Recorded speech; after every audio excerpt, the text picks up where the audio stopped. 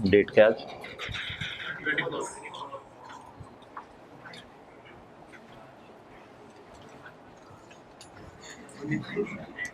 25।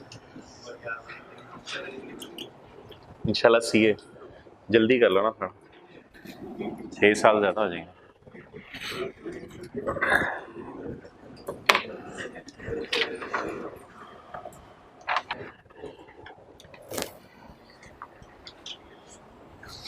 Please register खोल लें, नया लिया जो FR1 वाला नहीं।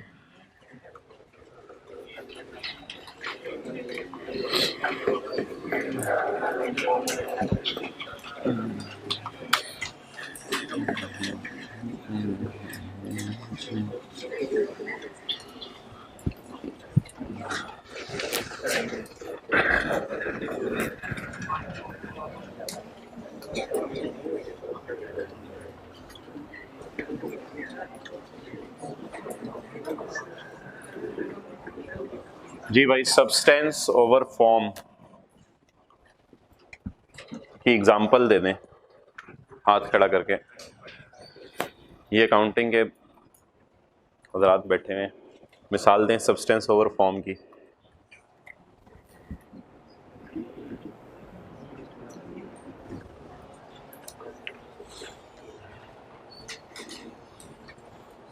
सुना है? अच्छा, मिसाल मसाला लगा के लीज। अच्छा चलो ठीक है भाई, फरमा रहे हैं ये मिसाल है। अच्छा, और सब्सटेंस का मतलब क्या है? मोबाइल है, डिक्शनरी है। मोबाइल है, डिक्शनरी। देखो जरा सब्सटेंस का मतलब, डिक्शनरी नहीं है, इसके पास है।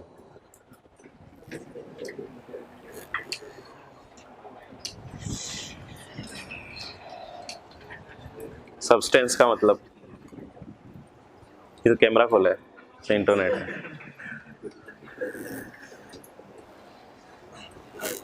नेट हर वक्त चलता रहता है। ओ हो,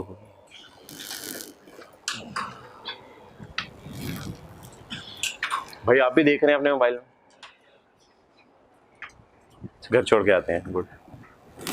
मतलब बताओ खड़े होके मतलब बताओ सबको, ऊंची पढ़ो।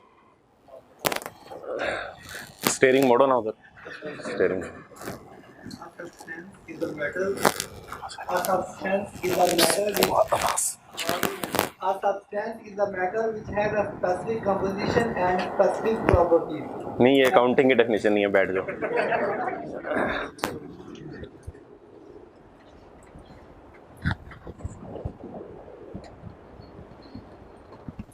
सब्सटेंस का मतलब है रियलिटी,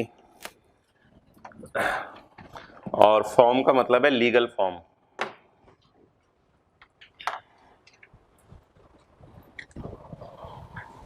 मिसाल के तौर पे एक साहब कहते हैं कि जी मैंने लैपटॉप सेल किया है, हफीज सेंटर में उनकी दुकान है। वो लैपटॉप 50,000 रुपये का आमतौर पे बिकता है, बाजार में उसकी फेयर वैल्यू 50,000 है। लेकिन उसने लॉन्गर क्रेडिट पीरियड, ये लीज की मिसाल नहीं है, वैसे ही कोई लिखनी ज़रूरी नहीं है, FR2 के सिलेबस का शायद पार्ट नहीं है। तो लैपटॉप की फेयर वैल्यू है 50,000, longer credit period. Longer credit period मिसाल के तौर पे 2 साल, 2 साल के बाद पैसे दे देना। भाई आप इधर क्यों नहीं देख, ब्लैक शर्ट, अब मुस्कुराओ ना, सीरियस क्यों, इधर देखो। अच्छा, लॉन्गर क्रेडिट पीरियड, उसने कहा जी लॉन्गर क्रेडिट पीरियड है, 2 साल के बाद पैसे दे देना, और पैसे देना 65,000। अब बिल जो बनेगा, बिल उस पर लिखा होगा कि ये लैपटॉप कितने के, 65,000 का। अब कोई साहब बता दें जी सब्सटेंस ओवर फॉर्म का क्या मतलब है इसमें, हाथ खड़ा करके बता दें।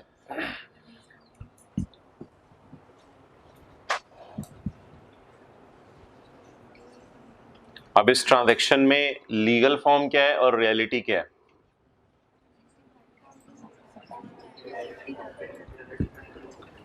लीगल फॉर्म क्या है? लीगल फॉर्म पहले बता दें। हाँ, लीगली जो डॉक्यूमेंट कोर्ट में जा सकता है, कितने पैसे दो, तो वो 65,000 है, वो उसकी लीगल फॉर्म है। और रियलिटी क्या है, हकीकत क्या है कि लैपटॉप 65,000 का है, तो रियलिटी क्या है, लैपटॉप कितने का है, और 2 साल की लेट पेमेंट पे इंटरेस्ट कितना है, 15,000। तो रियलिटी के अंदर जो है वो लैपटॉप 50,000 का है, लेकिन on the face of bill कितना नजर आ रहा है, 65,000 का। तो ये किसकी मिसाल है, substance over form. So what is the legal form, कितने का बेचा, but what is the reality, laptop के कितने पैसे लिए, 50,000। तो ये एक एग्जांपल है जो सब्सटेंस ओवर फॉर्म की दी जा सकती है। लेकिन बहरहाल लीज की तरफ आते हैं।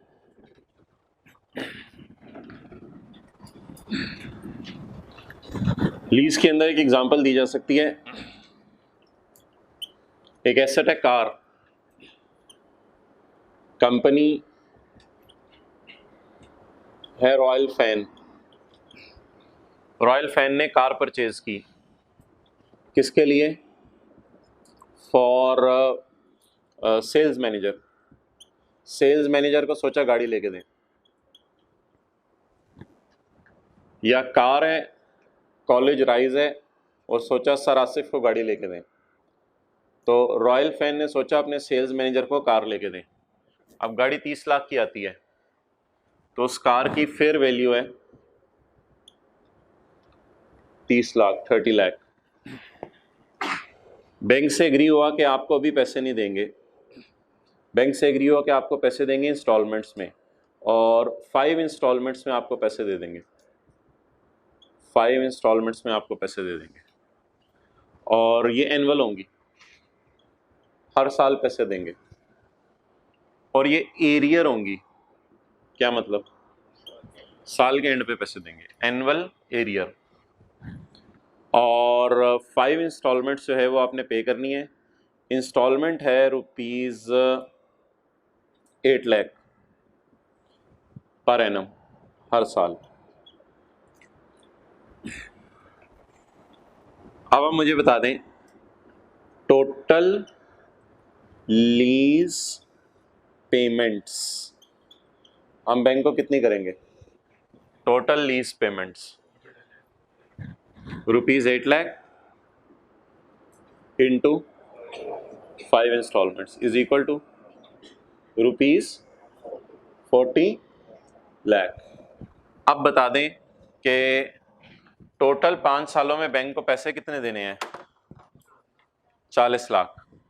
लेकिन वैसे बाजार से अगर गाड़ी खरीद लें तो कितने की मिलती है, 30 लाख की। तो ये 10 लाख ज्यादा क्यों दे रहे हैं, इंटरेस्ट, लेट पेमेंट के ऊपर इंटरेस्ट। तो ये नोट कर लें, सब्सटेंस ओवर फॉर्म की पहली एग्जांपल लीज की।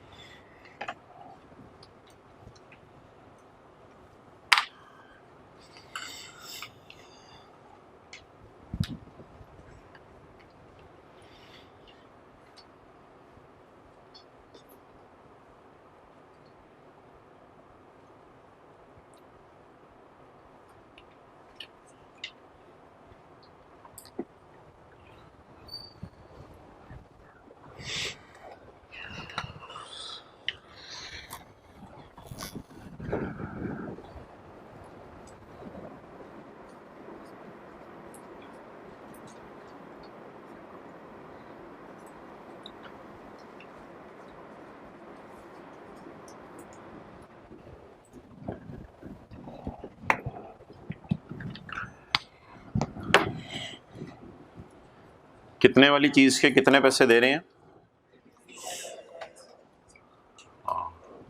30 लाख वाली 30 लाख वाली चीज के 40 लाख पैसे पे कर रहे हैं। ओके, इस मिसाल में लेसी कौन है?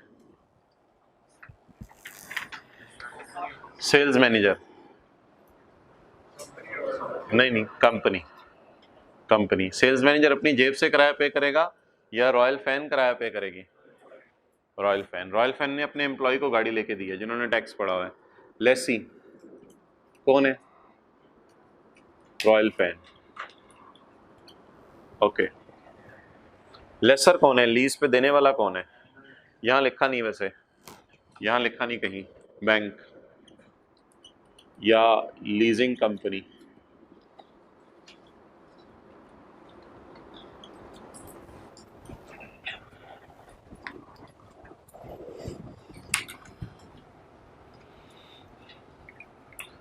तो लेसी के आगे लिख लें, lessee will receive rent, Royal fan will pay rent.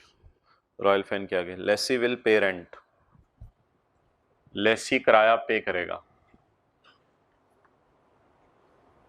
और लेसर के आगे लेसर विल रिसीव रेंट।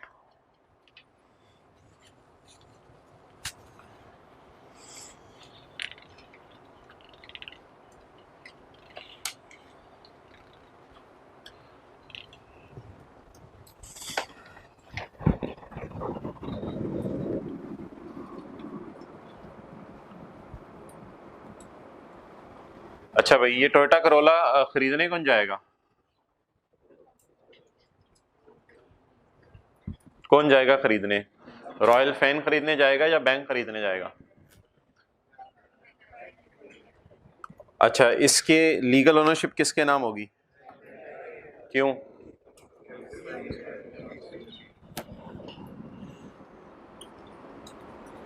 तो टोयोटा करोला वाले गाड़ी किसको देंगे पहले, और बैंक किसको देगा? रॉयल फैन को। बैंक क्या है? लेसर, लेसी नहीं, लस्सी पी के आए हुए हैं। और रॉयल फैन क्या है? लेसी। इससे हमें कोई कंसर्न नहीं, टोयोटा करोला का हमें कोई कंसर्न नहीं। हमारी अकाउंटिंग सिर्फ इसके अंदर है, हमें इससे कंसर्न नहीं। टोयोटा करोला किसको गाड़ी बेचेगा? बैंक को। बैंक कितने पैसे पे करेगा?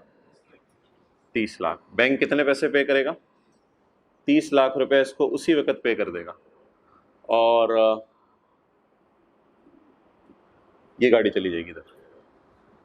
तो अच्छा, अब रॉयल फैन क्या करेगा? रेंट पे करेगा। 8 8 8 8 8, हर साल 8 8 पे करेगा। तो टोटल कितना पे करेगा बैंक को?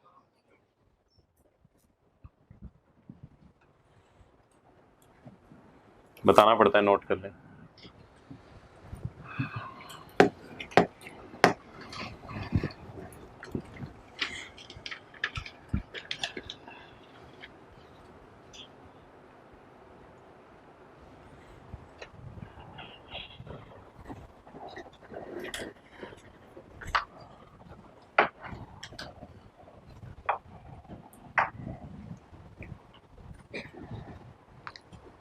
ये FR1 वाला रजिस्टर चला रहे हो? Return on capital employed, profit before interest है, ये इंशाल्लाह पास हो जाएगा। इसको अब छोड़ दो, इसको रफ रजिस्टर के तौर पे यूज करना।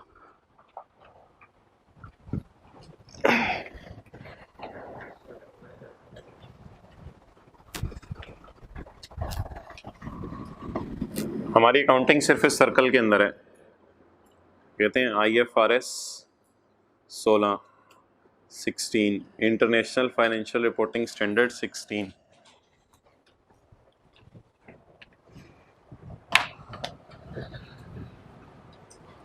ओके, आगे नीचे लिखें,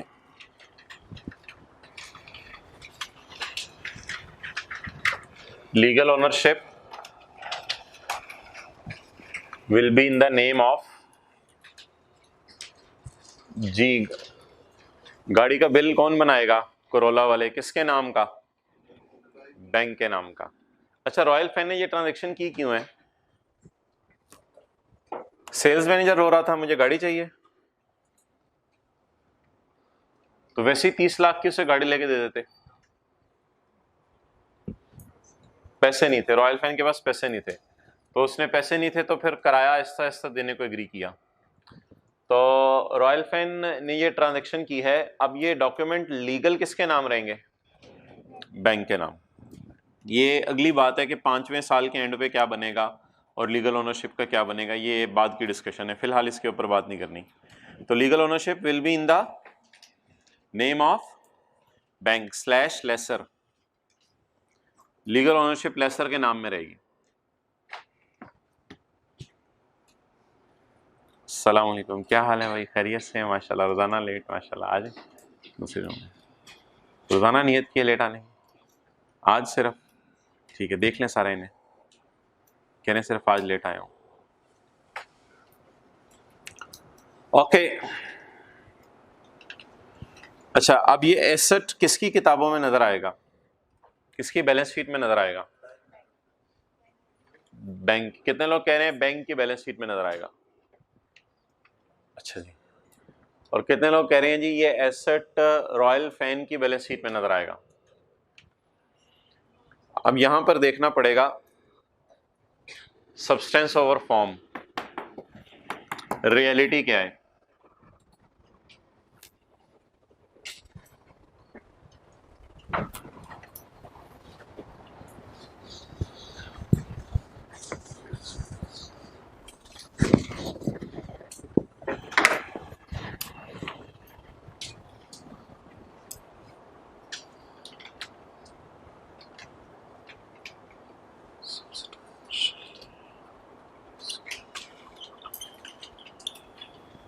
सब्सटेंशियल रिस्क एंड रिवॉर्ड कौन, रिस्क कौन सस्टेन कर रहा है और रिवॉर्ड कौन एंजॉय कर रहा है?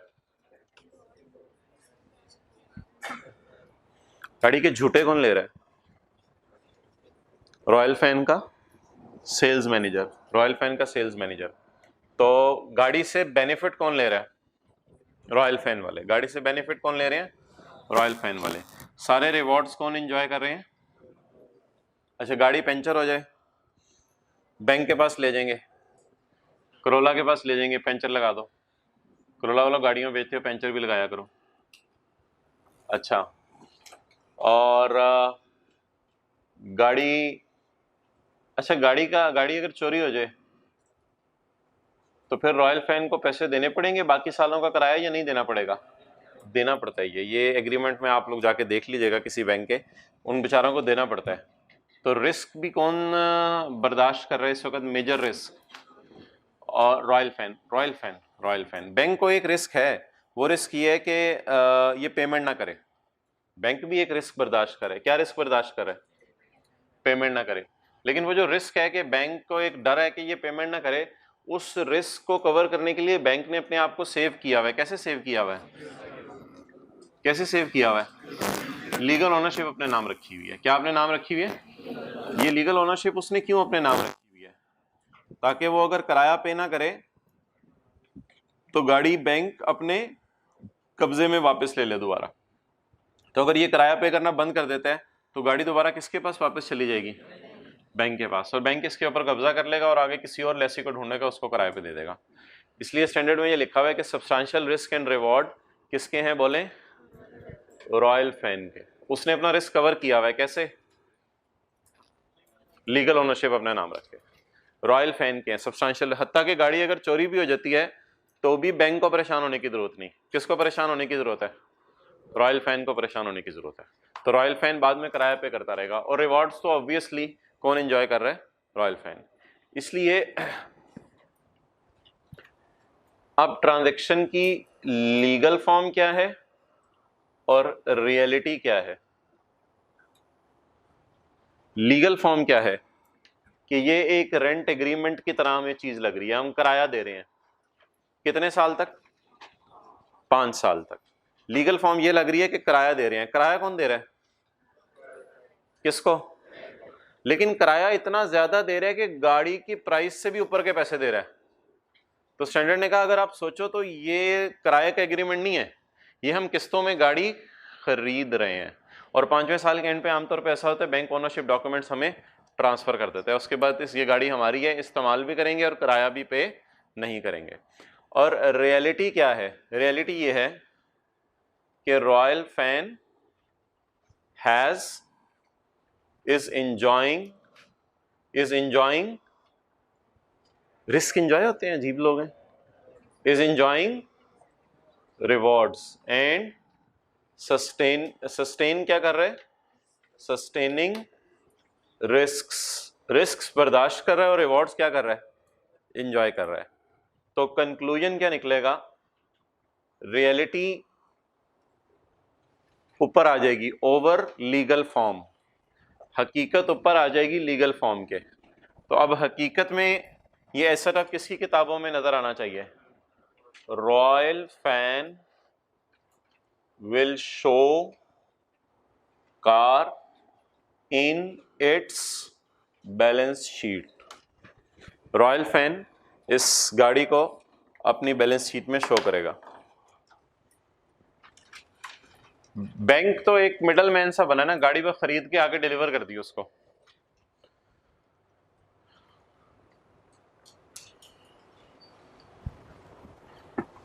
Royal fan will show car in its balance sheet.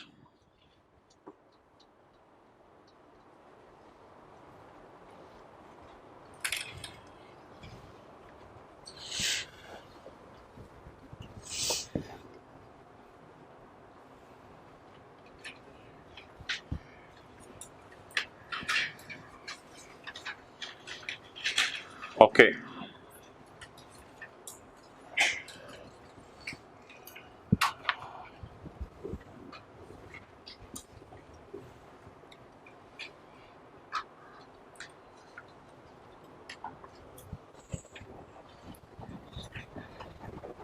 जी, इसको देख के दोबारा याद कर लें। हकीकत क्या लग रहा है? ये किसका एग्रीमेंट है? किराए का। और किराया कितने साल पे करना है? 5 साल, और साल के एंड पे करना है। ये लीगल फॉर्म है, लीगल फॉर्म माल। और हकीकत क्या है कि असल में बैंक ने ये गाड़ी रखी है या बेच दी है? बेच दी है। और बेच के कितने सालों में किराया ले रहा है? 5 सालों में किराया ले रहा है। तो जब बैंक ने ये गाड़ी बेच दी है तो बैंक को अपनी किताबों में ये गाड़ी नहीं रखनी चाहिए। तो बैंक की अकाउंटिंग जब हम करेंगे तो उसमें मैं बताऊंगा कि बैंक पहले गाड़ी खरीदेगा, टोयोटा से एंट्री करेगा, एसेट डेबिट, कैश क्रेडिट, फिर गाड़ी को क्या कर देगा? डिलीवर कर देगा। किसको? फिर क्या करेगा? एसेट क्रेडिट, और डेबिट क्या करेगा? इसको छोड़ें अभी, ठीक है। अच्छा, ये क्या करेगा? ये गाड़ी खरीदने की एंट्री क्या करेगा?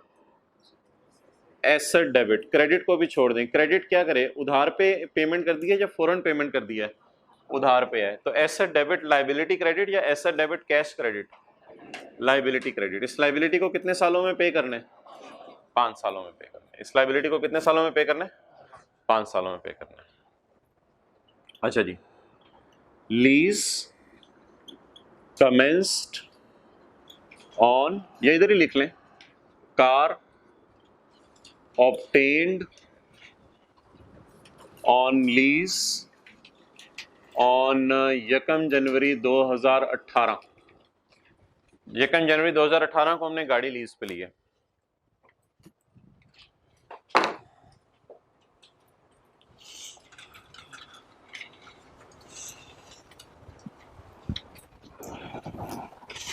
कैलकुलेटर्स निकाल लें।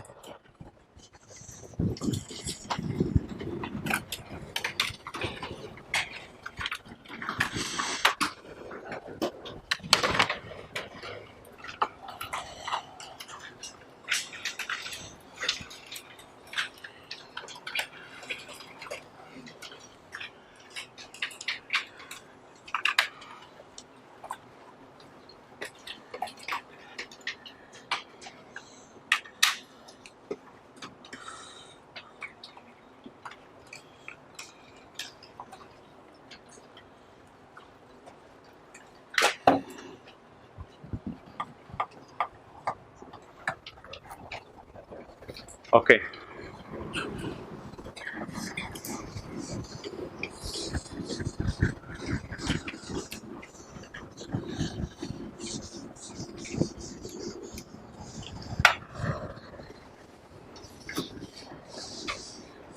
जी लीगल ओनरशिप किसके नाम है? बैंक के। लेकिन एसेट कौन शो करेगा अपनी बैलेंस शीट में? Royal fan. Ownership documents bank के पास हैं, लेकिन रॉयल फैन अपनी किताबों में एसेट शो करेगा। हो गया मोबाइल यूज? अच्छा, कैलकुलेटर तो ऊपर रख के किया होगा, कैलकुलेटर नीचे रख के यूज। अच्छा जी, assuming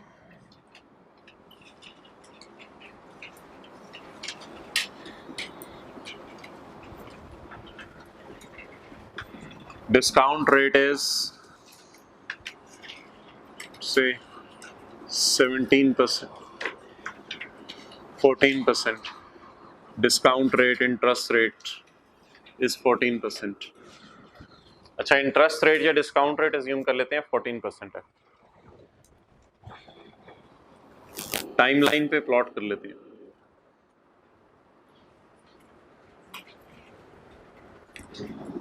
दो 2018, 19, 20, 21, 22 पहली दफा कराया, कब पे करेंगे? 31 दिसंबर 18। कितना? 8 लाख। इधर इधर इधर इधर 8 लाख। अब अगर ये सारा का सारा 8 लाख आज पे कर दें इधर खड़े होके, तो इस कॉन्सेप्ट का क्या नाम है? यानी इसको क्या कहते हैं? फिगर्स को क्या करने लगे हैं? Present value. फिगर्स को डिस्काउंट करने लगे हैं। फिगर्स की क्या निकालने लगे हैं? Present value. अच्छा, पेमेंट्स कांस्टेंट हैं या चेंज हो रही हैं? 8 8 8 8 8 या चेंज हो रही हैं? अगर पेमेंट्स कांस्टेंट है तो सिंपल डिस्काउंट का फॉर्मूला लगेगा या एनओटी का फॉर्मूला लगेगा? सिंपल डिस्काउंट का फॉर्मूला लगाने की जरूरत नहीं है, एनओटी का फॉर्मूला लग सकता है। जब आपने 5 पेमेंट्स को बुलाना है तो एनओटी का फॉर्मूला लग सकता है। ओके, सबसे पहले ये बता दें कि लीज पेमेंट्स कितने की होंगी into 5 is equal to ₹40 lakh. Second, what will be the present value of lease payments? Present value of lease payments on 1st January 18। 1st जनवरी 18 पे खड़े होके लीज पेमेंट्स की प्रेजेंट वैल्यू कैसे निकल सकती है? फॉर्मूला क्या यूज होगा?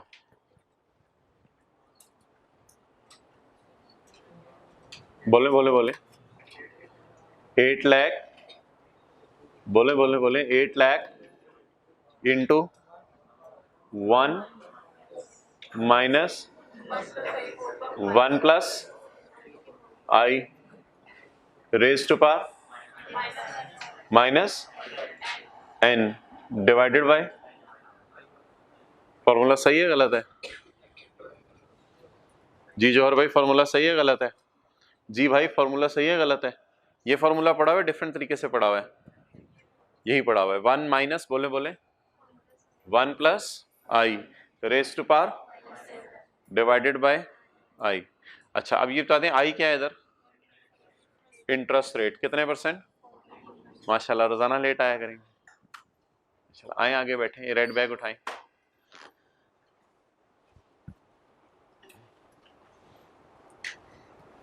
ओके, मोहतरम अटेंटिव रहे, लाहौर से चले थे, बेहरा पहुंच गए हैं, पिंडी आने वाले। ओके, 8 लाख इंटू बोले बोले बोले 1 minus 1 plus I 1.14 raise to power minus 5 divided by कितना? 0.14 इज इक्वल टू,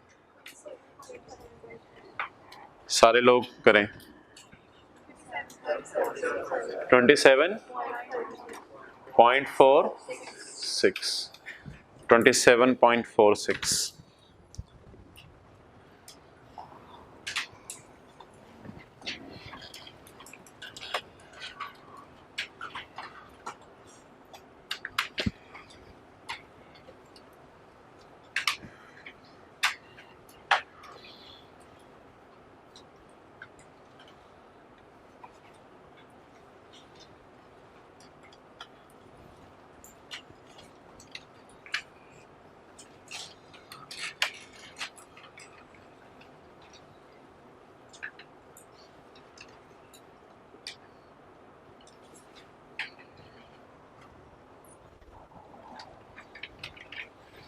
अच्छा, कितने लोगों के जहन में ये आ रहा है ये 30 लाख के तकरीबन बराबर आना चाहिए था? हाथ खड़ा करें किसी के जहन में आ रहा हो कि फेयर वैल्यू 40 लाख वाली चीज़ की प्रेजेंट वैल्यू क्या आई है 27। तो जहन में एक सवाल आ सकता है कि 30 लाख के बराबर आना चाहिए, तो ये चीज़ आपके स्कोप में नहीं है। तो यहाँ छोटा सा लिख लें ब्रैकेट में, it is not necessary, it is not necessary. Fair value कितनी है बता दें? 30 lakh. It is not necessary that present value it is not necessary that present value will be equal to fair value. It is not necessary that present value will be equal to fair value due to some reasons. वो reasons आपके scope में नहीं है. It is not necessary that present value will be equal to fair value due to some reasons.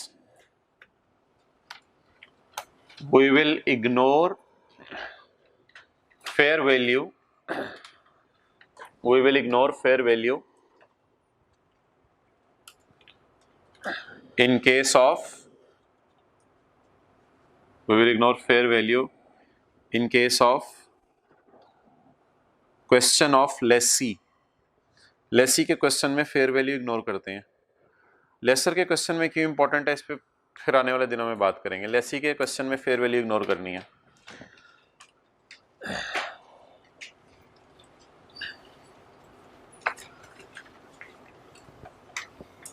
Okay, अच्छा अब interest कैसे निकालना है? जब फेयर वैल्यू मैंने कह दिया इग्नोर करनी है, तो अब इंटरेस्ट कैसे निकालना है ये बता दें। 40 माइनस 27.46। जी बोले। 40 minus 27 point is equal to 12.54। ये कितने सालों का इंटरेस्ट है? हाँ, ब्रैकेट में लिख लें इसके साथ, it is interest of 5 years।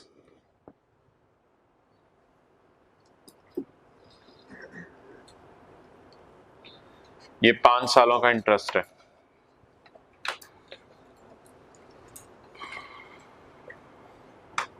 जी, 1 साल का कितना बनेगा?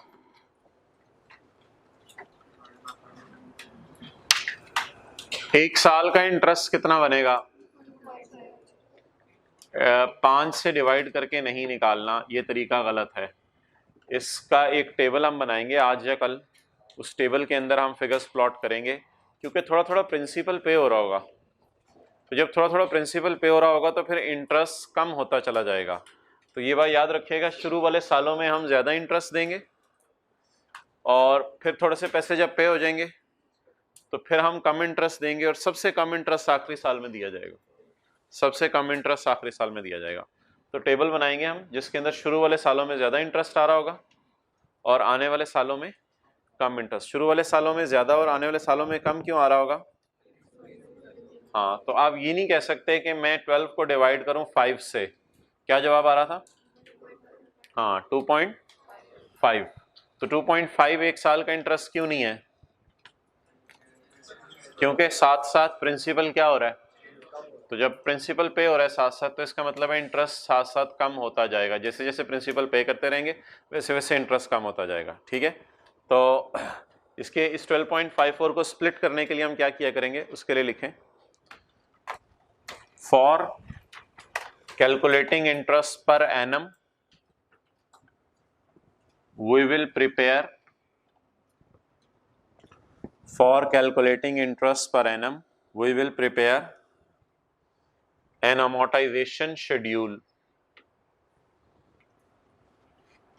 व्हाइट शर्ट आप लिख रहे हैं ना? for calculating interest per annum we will prepare an amortization schedule।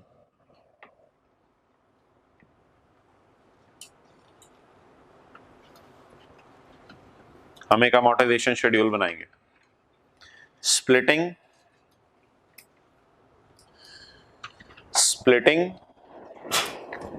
each installment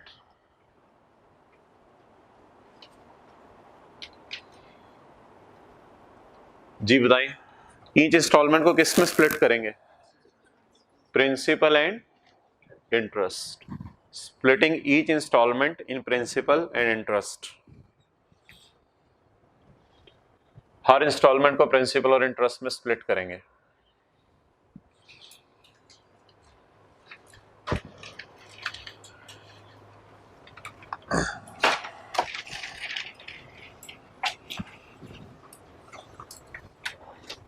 okay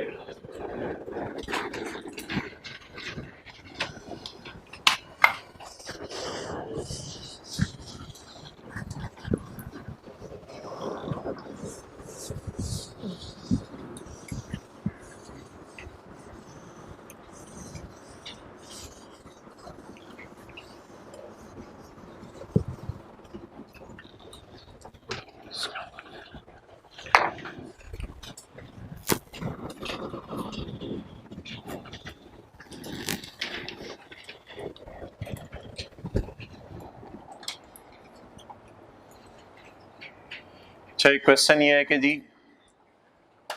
4 installments हैं,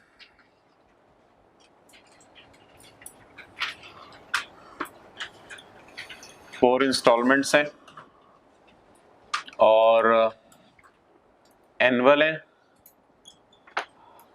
एरियर में है ₹25 लाख। तो 25 लाख की 4 इंस्टॉलमेंट्स हैं। तो सवाल ये है कि कैलकुलेट प्रेजेंट वैल्यू कैलकुलेट कर दें।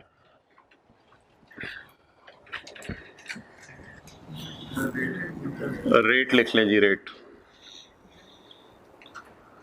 इंटरेस्ट रेट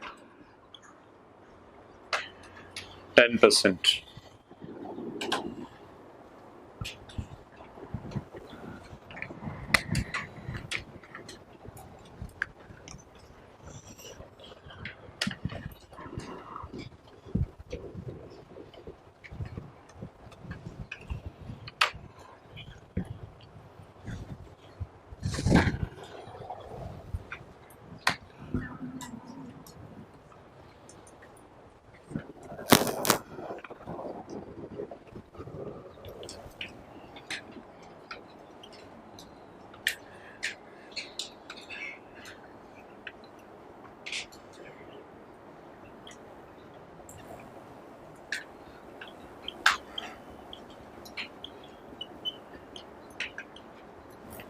एनुटी के फॉर्मूले से भी हो सकता है, सिंपल डिस्काउंटिंग भी हो सकती है।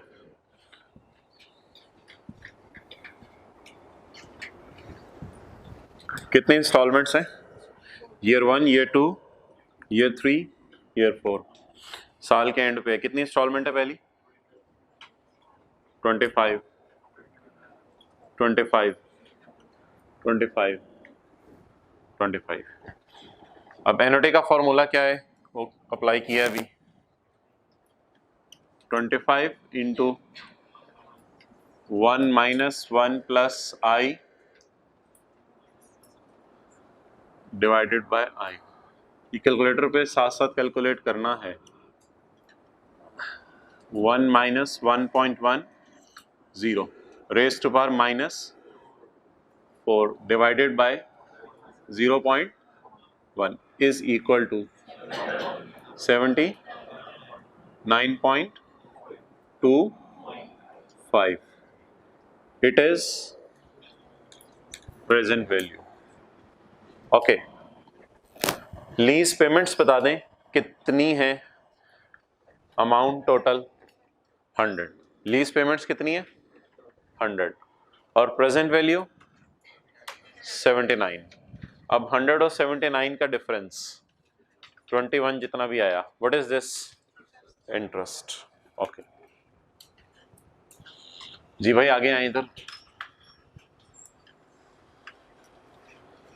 घंटे बाद का अलार्म लगाया था, ये रास्ते में रश था। दोनों बातों का जवाब आपने मुस्कुरा के दिया है।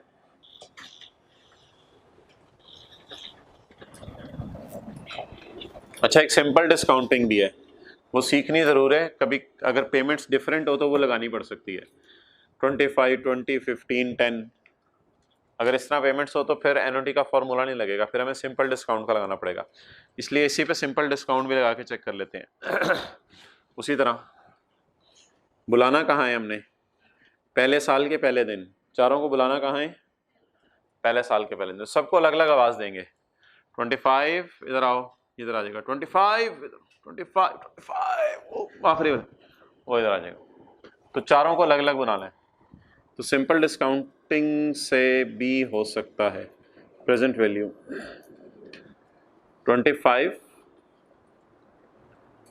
इंटू 1, इसका सिंपल है 1 plus I raise to power minus N.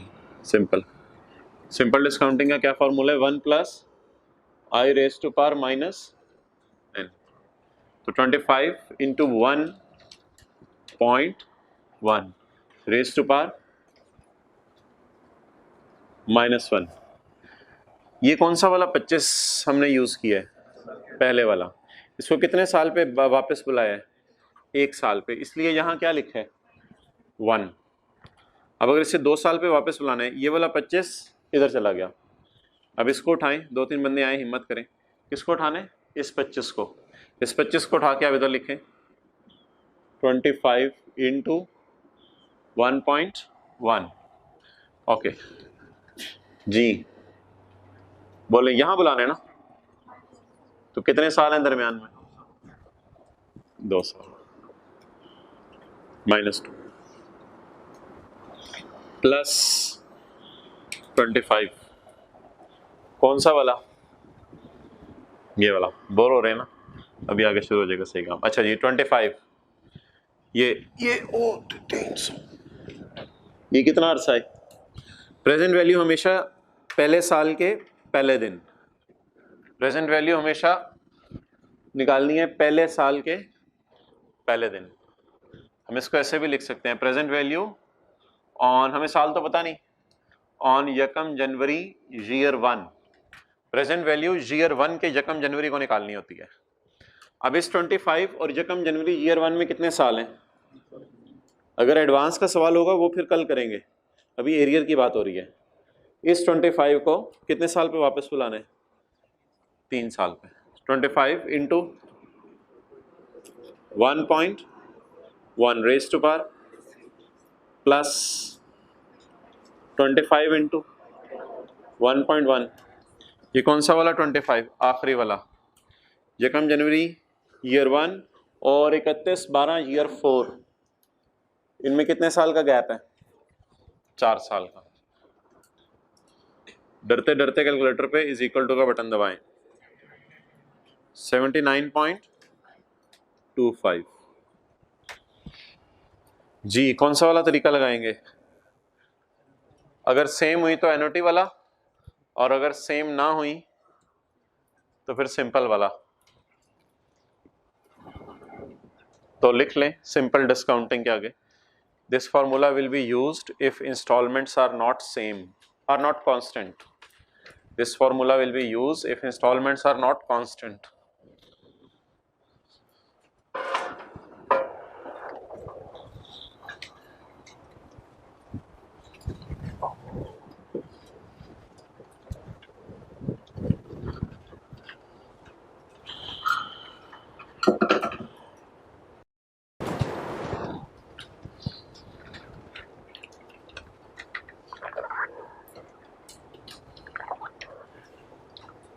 अब 1-2 मिनट साथ वाले से बातें कर लें FR1 की।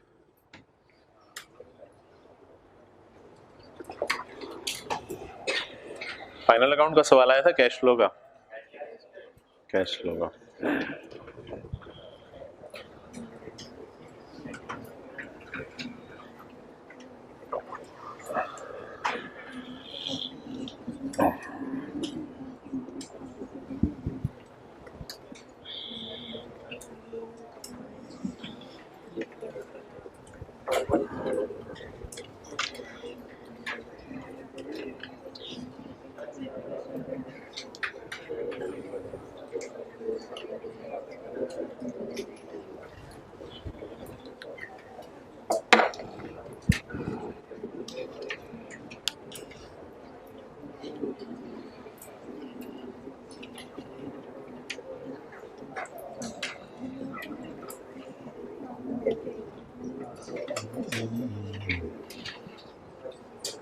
कितने लोग इस नीयत से आए थे कि आज तो पढ़ाई नहीं होगी? हाथ खड़ा करें।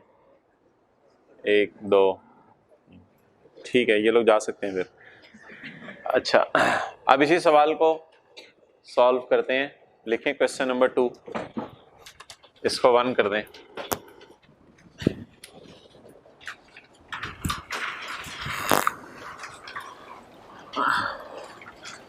अच्छा जी, इसको 1 कर दिया। अब 2 भाई लाल पकड़ो।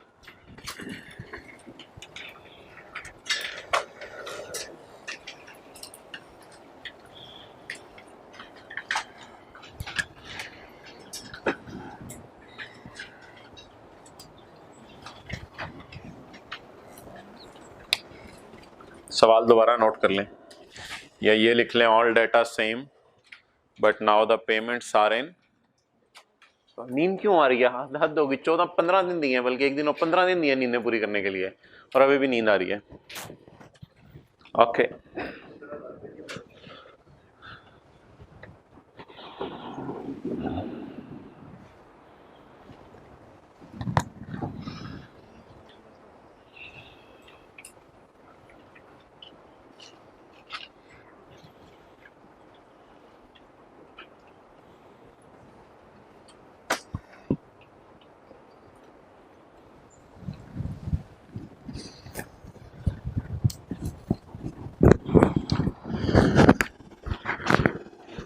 सात 15 पे क्लास है। किस टाइम सो जाया करोगे?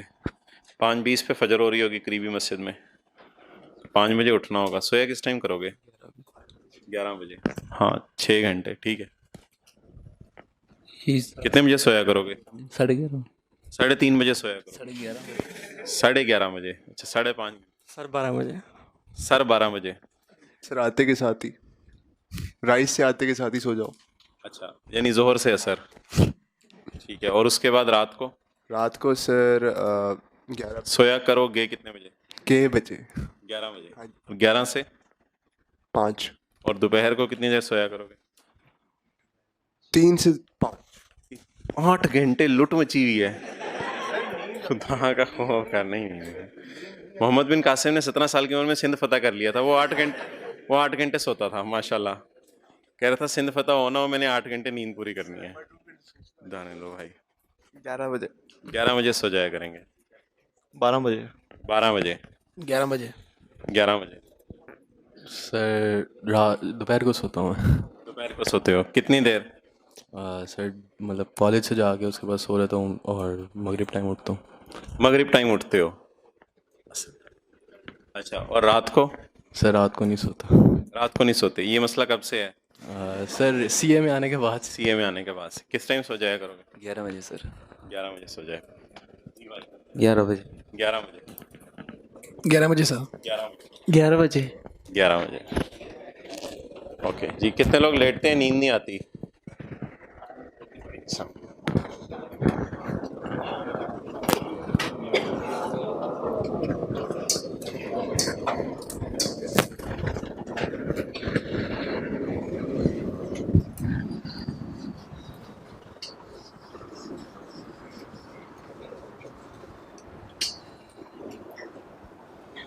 ये 25 लिखा रहने देते हैं, ये सिर्फ मिटा देते हैं। यहाँ देख लें,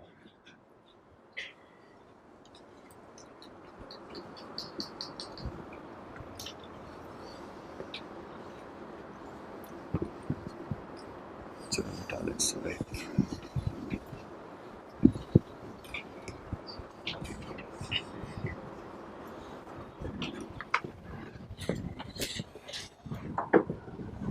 ओके,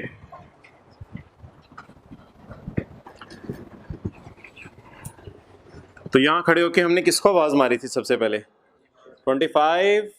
फिर इसको क्या? नहीं, थोड़ी जरा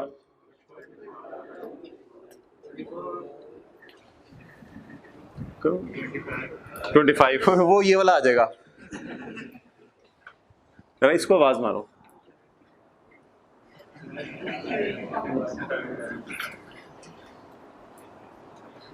ये तो शर्माता रहेगा। अच्छा, आप हिम्मत करो, इसको आवाज मारो। Okay, that's nice.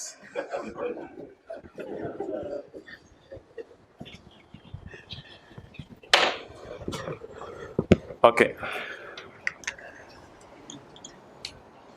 यहाँ पे होगा ना यकम जनवरी को, यकम जनवरी को किराया पे हो जाएगा। इधर यहाँ पे होगा यकम जनवरी को, यहाँ भी यकम जनवरी को। ये अगले साल का किराया होगा, इस पूरे साल का।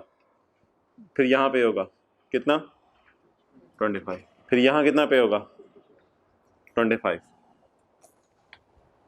मोबाइल हो गया यू, हाँ चलो जेब में डालो, हो गया कैलकुलेटर। अच्छा ओके, अच्छा जी, अब आप इस 25 को जो आवाज़ मारे ज़रा, इस 25 को, वो कहते हैं मैं इधर ही खड़ा हूँ, मुझे क्यों आवाज़ें मारे, ओ बोलो ओ। तो इस 25 को अगर आवाज़ मारेंगे तो मसला हो जाएगा, तो इसको आवाज़ नहीं मारनी, इसको बाद हल्का सा कान में 25 आ जाएगा। तो इसलिए इसको कैसे डिस्काउंट करना है, इसको डिस्काउंट नहीं करना। तो ये इसको आपने मतरिया समझ लेना है भाई, ये साइड पे है, इन तीनों को डिस्काउंट करना है, इन तीनों को डिस्काउंट करना है, ठीक है। यू नो मतरिया, you live in Punjab, okay. अच्छा जी, ये कौन सा वाला 25, पहले वाला, ये वाला, इसको डिस्काउंट नहीं करना, इसको एज इट इज लिख देना है, ये 25।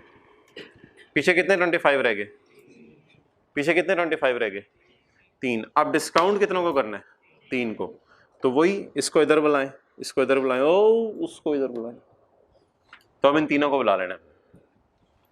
तो प्लस, इसके आगे कुछ नहीं लिखना, इसके आगे कुछ लिखा तो फिर हो जाएगा आपको कुछ, इसके आगे कुछ नहीं लिखना, प्लस।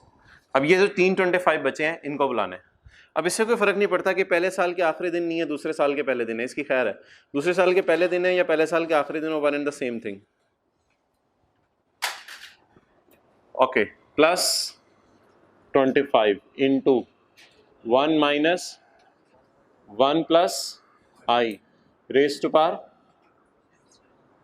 अब कुछ लोग n-1 करते हैं, n-1, तो वो फिर छोड़े परे, खैर है, n-1 भी लिख देते हैं, माइनस यानी n-1, फिर 4-1 3, क्योंकि ये कितने, अब ये कितने बच्चे हैं, बच्चे कितने हैं, बच्चे कितने नहीं, बच्चे कितने हैं 3, और इस्तेमाल कितने हो गए हैं मैन 1, इस्तेमाल कितने हो गए हैं 1, इसको हमने डिस्काउंट, तो बचे कितने हैं 3, तो कितनों को वापस बुलाना है 3 को वापस बुलाना है। तो जब 3 को वापस बुलाएंगे तो बस ठीक है, -n भी खाली लिखने में कोई हर्ज नहीं, और बस याद रखना है इधर 3 लिखना है, 4 नहीं लिखना। तुम ऐसे ही आ जाओ, तुम तीनों की फेंटी लगानी है, 1 माइनस 1.1 रेज टू पावर, हाँ 4-1 लिखने की जरूरत नहीं, बट डायरेक्ट ही अल्लामा बनना है आपने, -3 डिवाइडेड बाय 0.1। ये ओके वेट सॉरी थले सा, अच्छा ये जो 3 है, ये 3 बच गए, अब इन 3 को बुलाना है। ओके, ये पहले वाला 25 हो गया, ये अगले वाले 3 25 हो गए। अब सेम नहीं आएगी, बिल्कुल सेम नहीं आएगी, पिछले में चेंज आई थी, इधर चेंज आएगी जी 87.17।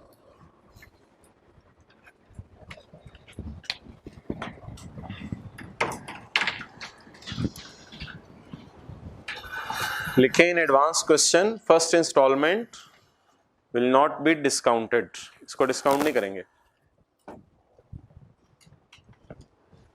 उधर रखिए, हाँ बस उधर ही रहे। In advance question first installment will not be discounted.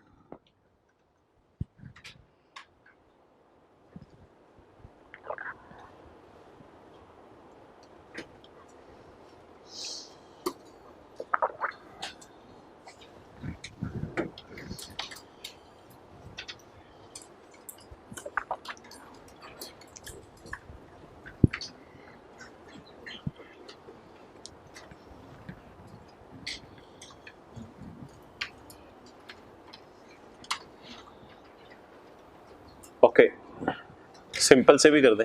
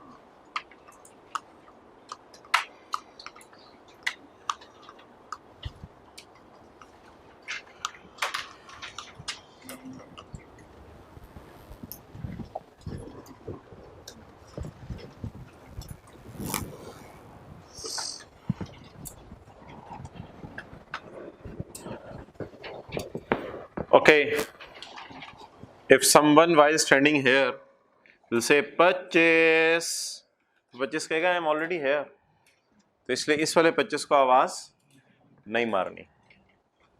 Okay, ये पहले वाला 25, ये दूसरे वाला। ये पहले साल के आखिरी दिन नहीं मिलना, दूसरे साल के पहले दिन मिलना है, उससे कोई फर्क नहीं पड़ता, गैप 1 साल का ही है। 1.1 raised to power -1, 25, ये वाला। अब इसको बुलाना है 1.1 raised to power -2 प्लस 25, ये वाला। अब चौथे साल के एंड पे कुछ भी नहीं है, हम खड़े यहाँ हैं, गैप कितने साल का है? 3 साल का, इसको 3 साल पे वापस बुलाना है। 1.1 raised to power -3, ओके, 87.17, ठीक है। इकोनॉमिक्स की बातें कर लें 2 मिनट। माइक्रो की करेंगे, मैक्रो की?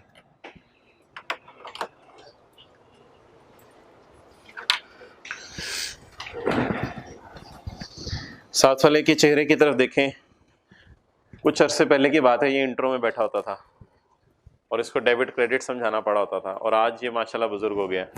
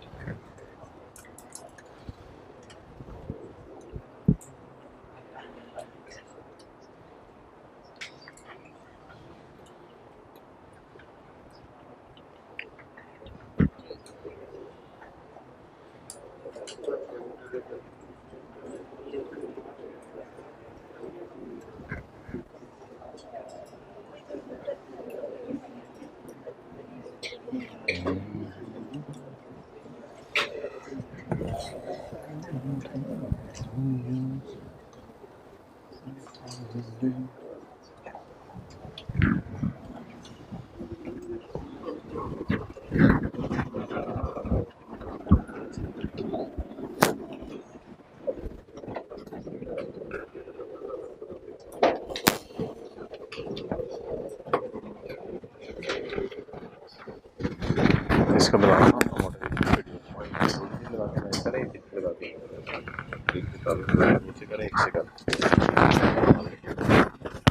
सवाल पढ़ लें, सफ़ा दिया था।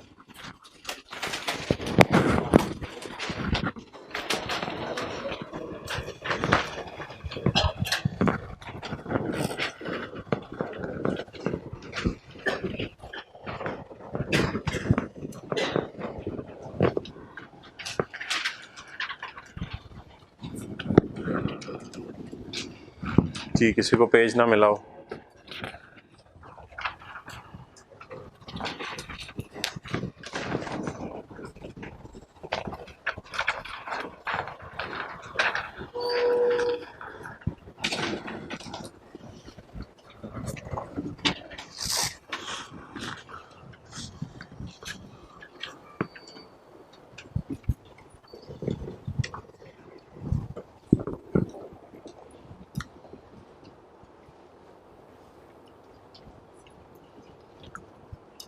मुश्तबा को अंडरलाइन करके लिखें, ये कौन है ऊपर?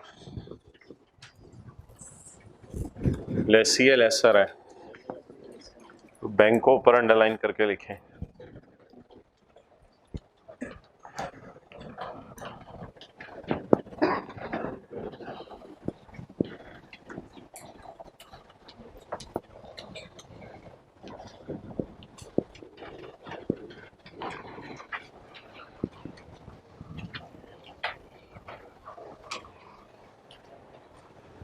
दो डिजिट यूज करो शुरू से, 2।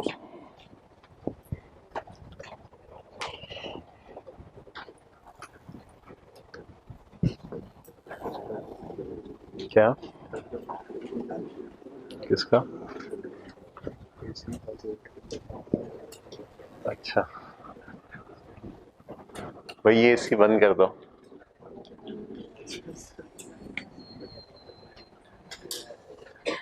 एक चादर लेके आया करो Peshawari.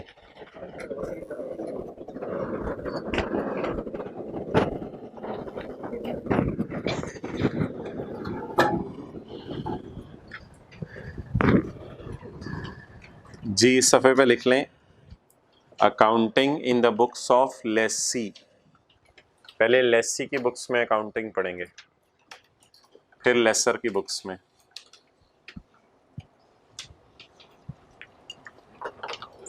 Accounting in the books of Lesi.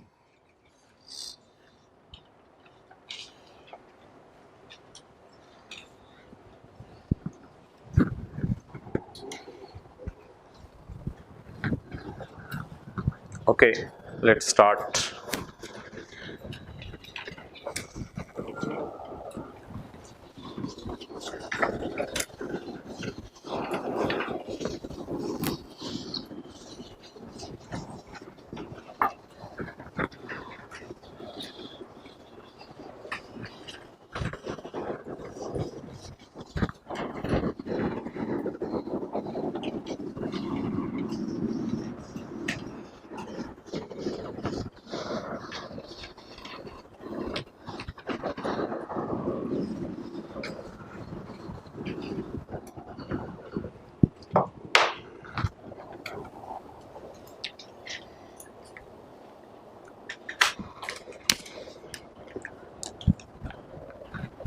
लिखें जी सवाल में सबसे पहले लीज पेमेंट्स बताएं कितनी है।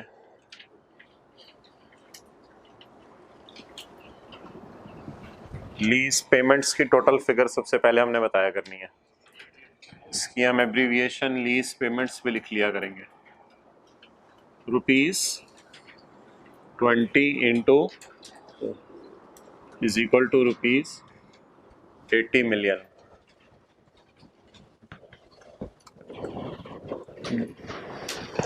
Okay, now the next thing is present value of lease payments। PV का मतलब बता दिए, present value of lease payments। चलें जी कैलकुलेट करें। कांस्टेंट है पेमेंट्स या चेंज हो रही हैं? एरियर में है, एडवांस में है। पहली पेमेंट को भी डिस्काउंट करना पड़ेगा। पहली पेमेंट को एज इट इज नहीं लिखना। ये जितना कराया है पिछले 2-3 सफ़े घर में जाके 4-5 दफ़ा पढ़ने हैं। ओके कितना? 20 into 1 minus 1 plus I raise to power divided bye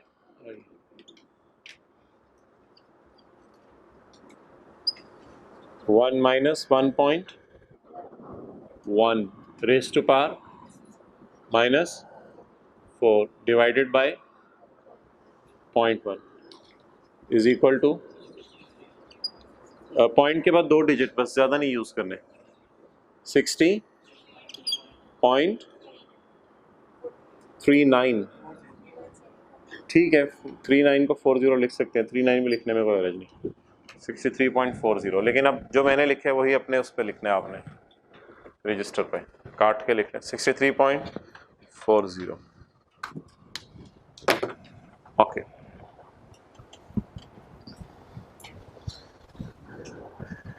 जी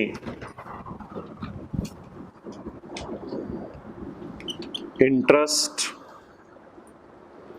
ये जो निकलने लगे कितने सालों का? 4 सालों का। 80 माइनस 63.4। फेयर वैल्यू क्या सवाल में? फेयर वैल्यू, हाँ फेयर वैल्यू के आगे लिखते हैं इग्नोर। फेयर वैल्यू लेसी के क्वेश्चन में इग्नोर करनी है। 75 इसका कुछ नहीं किया करना, बस आपने प्रेजेंट वैल्यू निकाला करनी है। जी कितना आ गया? 16.60।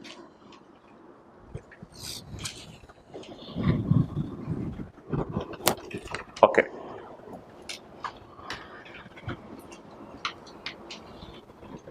अब इसके नीचे लिखें now we will prepare amortization schedule. Now we will prepare amortization schedule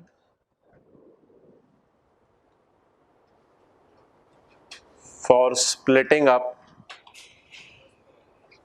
principal and interest.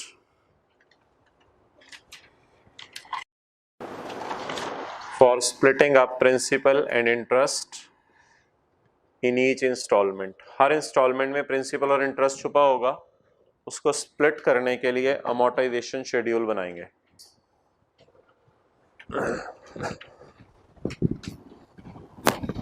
Okay. Amortization schedule will look like this one. ये कुछ इस तरह से नजर आएगा. पहला कॉलम इसमें होगा डेट, दूसरा कॉलम इसमें होगा इंस्टॉलमेंट, तीसरा कॉलम इसमें होगा प्रिंसिपल, अगला कॉलम होगा इसमें इंटरेस्ट और आखिरी कॉलम होगा इसमें बैलेंस, यानी प्रिंसिपल का कितना बैलेंस बचा.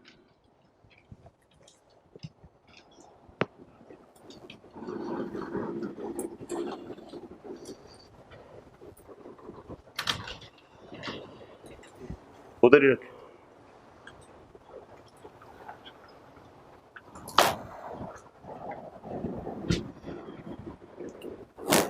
ओके.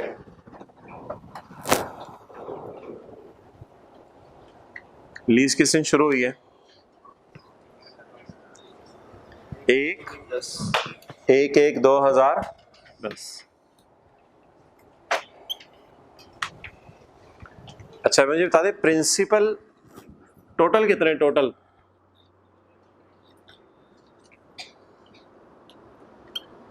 इधर लिख लें, इसको प्रिंसिपल कहते हैं. ये प्रिंसिपल है 63.4.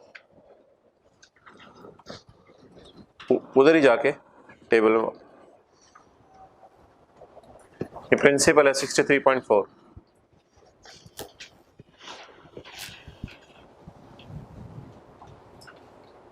सफ़े के टॉप पे लिख लें लेसी विल स्टार्ट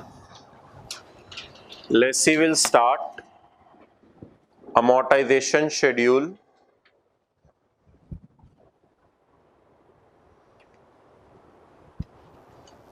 इधर देखें, फ्रॉम लीज पेमेंट्स नहीं, from present value of lease payments. Lessee will start amortization schedule from present value of lease payments. Present value of lease payments bracket में principal, present value of lease payment का दूसरा नाम principal. Lessee principal से amortisation schedule बनाना शुरू करेगा. Okay, what is principal? अच्छा, ये सारा खाली होगा 63.40. पॉइंट के बाद दो डिजिट यूज करेंगे हम 63.40. अच्छा, अब आप बता दें कि किराया एरियर में है एडवांस में, तो पहले साल का किराया किस दिन पे किया जाएगा? 31/12/2010. 31/12/10. अगला अगला अगला 31/12/13. कितना कितना कितना कितना? तो पहले आप इंस्टॉलमेंट्स के कॉलम को फिल किया करेंगे.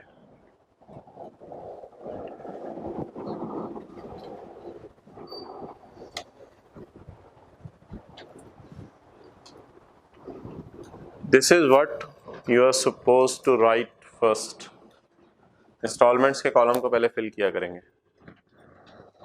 ओके, अब इनको तोड़ना है, इनको स्प्लिट करना है कि इसमें प्रिंसिपल कितना है और इसमें इंटरेस्ट कितना है. ओके, अब आप बता दें कि कितना प्रिंसिपल है. 63 पॉइंट.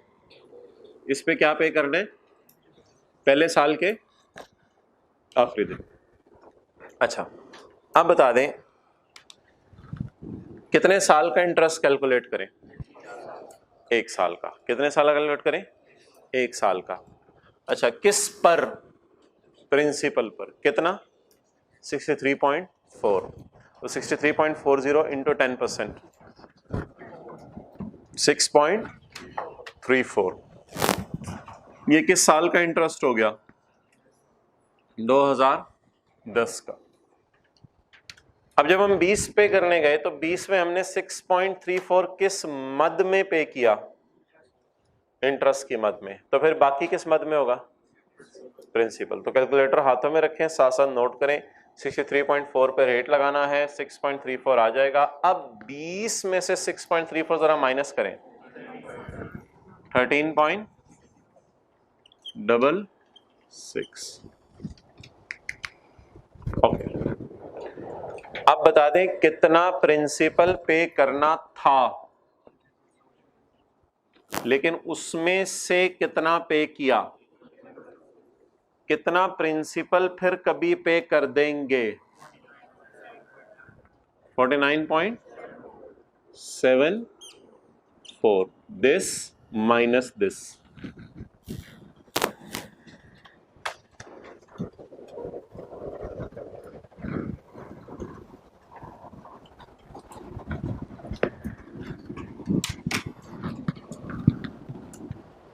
And so on.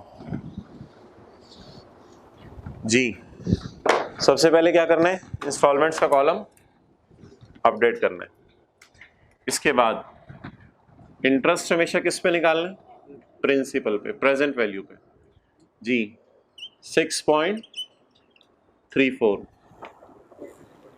इस पे रेट लगाने, और ये इसमें से 6.34 इंटरेस्ट है, तो बाकी 30.66।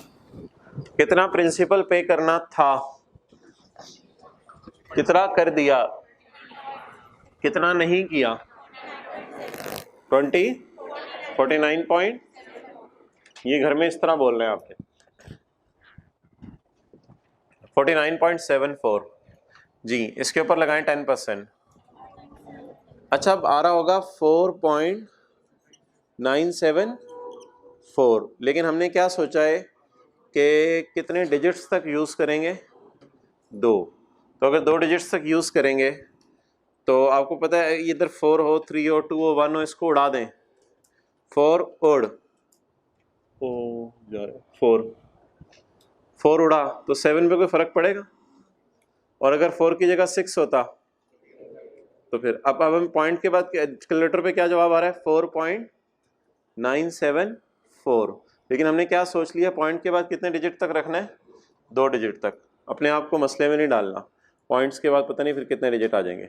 इसको उड़ा दिया, अब क्या बचा? 4.97। तो 4.97 यहाँ लिख देना है, कोई हरज नहीं, राउंडिंग की इजाजत है। 4.97।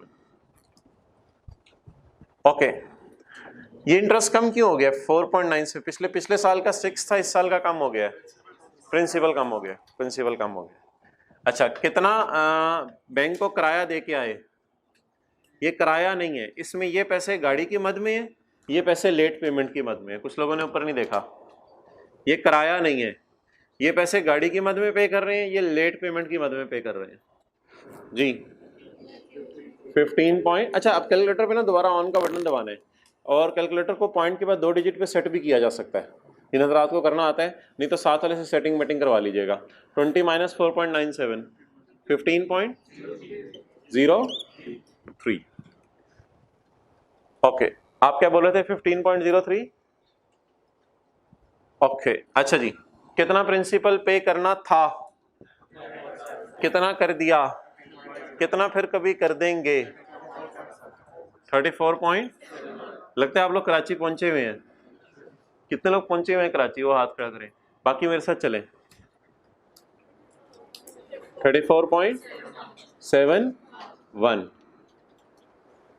ड्राइवर से भी आगे बोगी लगाई हुई है ट्रेन की। ओके, 34.71। ओके, अब जी इसके ऊपर वैसे तो कैलकुलेटर की जरूरत नहीं, 3.471 आ रहा होगा। लेकिन उसको हम लिखेंगे 3.47 जी। अगेन इंटरेस्ट कम हो गया। अब 20 में से कितना माइनस करेंगे?